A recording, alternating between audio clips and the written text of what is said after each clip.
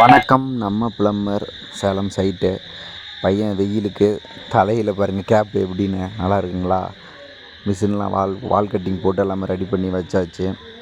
ஒரு closet western closet ஒன்று, wash பேஸினு, வால் mixture, solar வருது அடிஷ்னலாக. டமாலிஷன் மிஷின் பெருசு எடுத்து வந்து போட்டு உடச்சி ரெடி பண்ணிவிட்டோம். அரைக்கல் செவுரு உடைக்கிறதுக்கு ரொம்ப ஸ்ட்ராங்காக இருக்குது, கட்டி வச்சுருக்குறாங்க.